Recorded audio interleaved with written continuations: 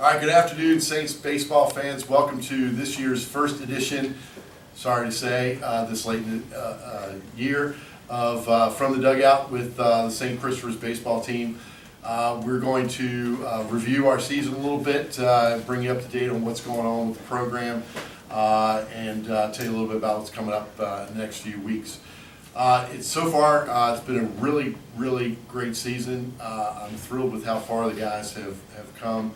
I think early in the year we thought that our signature would be really good pitching, backed up by really solid defense, and that our hitting would be something we'd have to develop over the course of the year. I think we've seen that that's largely true, but we may be hitting or hit earlier than I thought we might, and we've had some really good success. At this point, we're rolling at 5-0 in the league, in first place. We are second in the state and 10th in the Metro rankings for baseball. That's pretty good, and probably a little bit ahead where I thought we might be. I thought this is a team that, again, would maybe be peaking in the next few weeks, and I think we've met that goal, and hopefully we'll continue to get better. So, how did we get here? If we go all the way back to the first week, folks remember we played Nansman Suffolk, a good D2 team who's right in the middle of the D2 polls. They're in that 4 or 5 range, battling it out in the TCIS. And we played Bishop McNamara, who is a team that's on the rise in the WCAC in the Catholic League up in DC. And to come out of that week with 2 wins was fantastic. If you remember, the first game was a 1-0 game. 2-1 game, in which we had to come back late in the 7th inning. What's the matter, Charlie? Okay, I didn't think you were believing me. And then McNamara, which has had a good season so far, kicked the ball around a little bit. We took advantage of that to win 9-3. There were some good performances early in the year. Charlie had a win that week with a one-hitter. Didn't give up any earned runs. Get the win. I know. Oh no.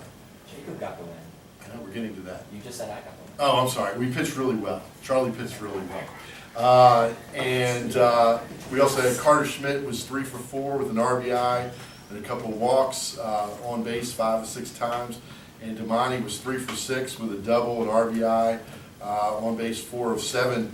But we felt that that week, for the first week, the player of the week, should go to the guy who did get the win. And pretty unusual for a freshman to have the come in and finish the game on the mound, and then get the walk-off hit in the bottom of the 7th. That's a great debut. So week 1's player of the week was Jacob Carnley.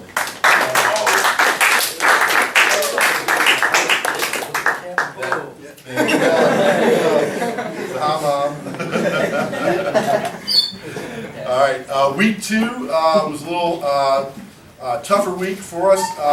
We did not play particularly well against an Altoona team from Pennsylvania. It always comes in as a pretty solid squad. That was a game we probably were at our worst in terms of defensively. We kicked the ball around a little bit. Did a little of that in the Cape Henry game as well. Cape Henry has played pretty well throughout the year and remains sort of in the middle of the pack in the D1 polls, somewhere in the 5-6 range. They had a big win this week over Norfolk, who we came back and beat in the second game in that doubleheader, which was a big win. Right now, there's a lot of teams kind of bunched up and looking similar in the state rankings. Another good week from a couple guys. Damani with 3 hits, double RBI. Vaz with a great job on the mound against Norfolk. You did win that game, didn't you, Charlie? Okay, just checking. 8 Ks, no walks. That's a really strong performance in 6 innings pitched. But another guy was 6 for 11 that week with a double RBI, a couple runs scored, and that was Patrick Rutzis. So Patrick is the week 2 player of the week. Patrick is not with us today because Greek Holy Week, so he is at services today, so we'll get him his helmet tomorrow. So congratulations to Patrick, though. Right?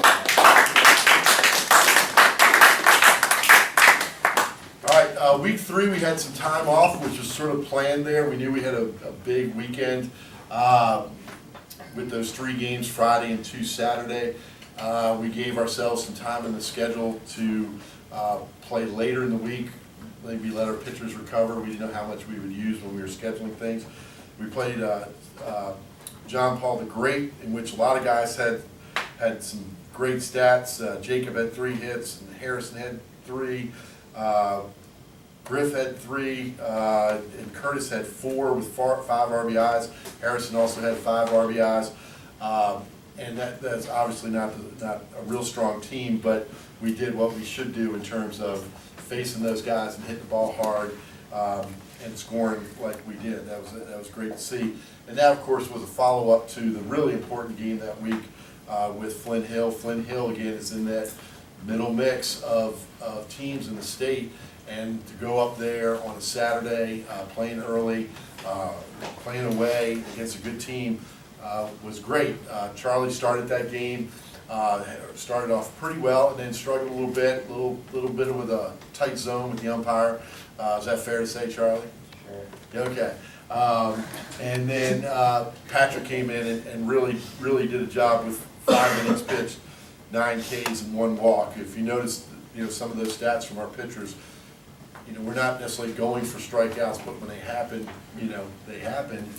8, 9 strikeouts, that ratio to 1 walk is really what we're shooting for. I think overall, right now, our pitching stats, so you guys know, it's almost 3 to 1 strikeouts to walks, and the walks is the really good stat. I mean, again, they have something to do with the strikeouts. The walks we have control over, and to limit the number of free bases is really important, and we're doing a great job, all of our pitchers, not just Charlie and Pat. But the player of the week that week has to go to the guy who was 2 for 5 with 3 RBIs, a couple runs. He had the key RBI, really fought off some tough pitches and knocked the ball to the middle, get the game-winning run in, and as Damani Fleming has had a great year so far.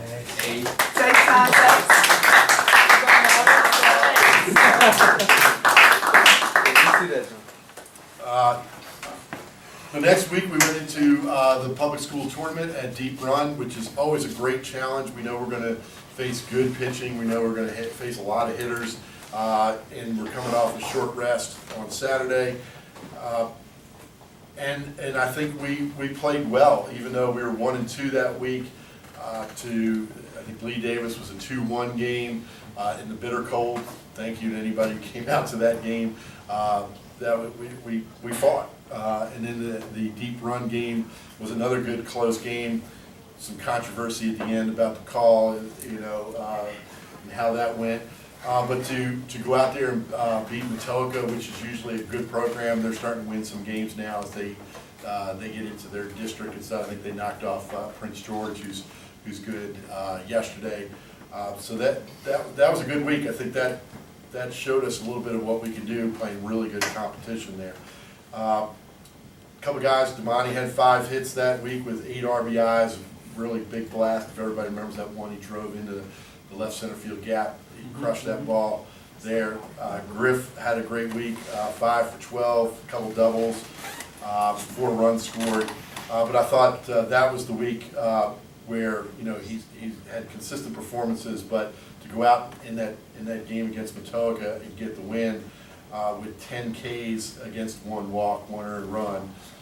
Charlie Vazenilek is the player of the week for week 4. Hi, Chucky.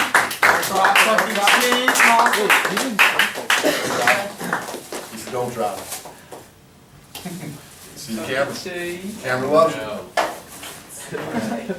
Then the following week was a week that I think is always looked forward to in the program. In the last couple of years, it's a difficult week. We're playing, our biggest rival in the league, collegiate, and following it up with Benedictine. That's tough in so many ways because they're good teams. Emotionally, you can get up and get charged up for this, and you got to watch that emotion and keep it focused. And I thought we did a fantastic job that week. The Stewart kid from collegiate always pitches us tough, and I think we hit him as well as we've hit him over the last 3 years and jumped out on those guys, and that was great. And followed that up, we didn't let their hitters at the top of the order get on track. That was great. And then, one of the best games that, in many ways, you guys will see and play in, the game against Benedictine. From a parent standpoint, one of the things we talked about with the guys before that game was the need to compete. That's something we talk about in the program. You got to compete all the time. You can't take plays off, and that's hard to do. It's hard to do in life. And it's hard to do when you're a teenager playing baseball. There's so many distractions. We talked about that, especially in the Benedictine game, knowing how good they are, that if you don't do that, you will wind up behind by a lot very quickly. And, after that game, I don't know that, other than, geez, if we had managed one more hit somewhere in there, that game could have turned, but we did everything we could to play with those guys. And it was a 3-2 game. They walked away very impressed with us, and I think it showed in some of the polls where we didn't lose any ground by losing to those guys, but actually gained a lot of, people learned a lot about us by playing those guys 3-2 in a really good game. Can't say enough about the job that Harrison did that night, coming out there. He hasn't, he's in that tough position, and Charlie can speak to it, and Madison Furman can speak to it before him, of being sort of a third starter on this program where one day you're kind of relieving, you may get a start one week, you may not the other, and that's hard. It's a lot easier when you know it's Tuesday, I'm on the mound. And to come out there in that game and do as well as he did and really trust his pitches was fantastic, and it should be a great learning experience. But only gave up, I believe it was 3 hits to those guys and 4 in the third inning, and really held us in there and did a great job. And then of course Jacob came in there and did a fantastic job as well. They're just good.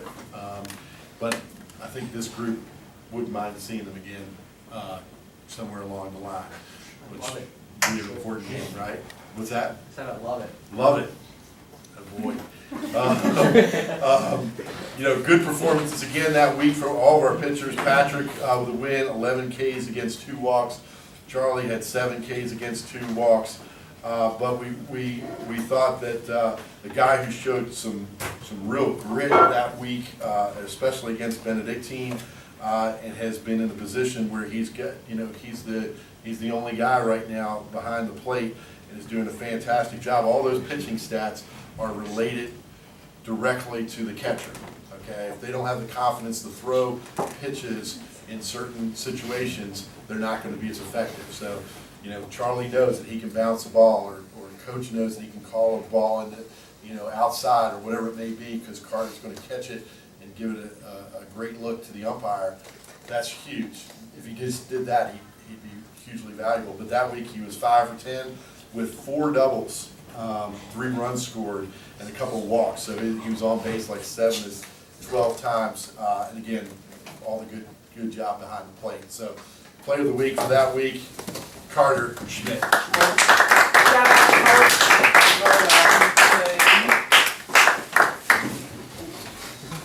Shout out Schmert. All right, and finally, in week 6, 2 games against Trinity, which I think, again, we did a good job. The boy who pitched against us in the first game pitched against us in the state playoffs last year and held us down.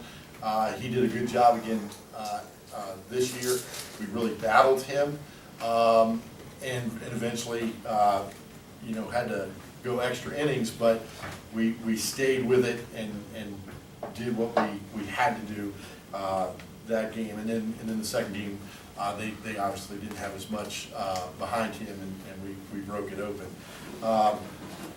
Pat was 3 for 7 that week with 5 RBIs, but a guy who we probably could have picked almost any one of these weeks because he's been the most consistent hitter all season long, is guys holding down shortstop is Griff O'Farrell. Griff 4 for 5 with RBI that week, 3 runs scored, but overall and I think these are now outdated. I think he was, before yesterday, was 22 for 49. So I think you are now 25 for 53 or 52. Yeah. So look, shade under 500. You know, and when you get on max trips and look at the schedule and so on, our schedule is going to be one of the highest rated schedules. So we're not playing a lot of easy games. So to be hitting that well against that competition says a lot. So not only for this past week, but for a great season so far. Griff O'Farrell, player of the week.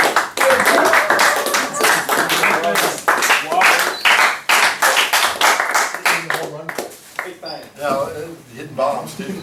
All right, that's kind of a quick recap of our season. I hope you saw a little bit about what we believe in as a team through some of that discussion. We want our pitchers to throw strikes and pound the zone.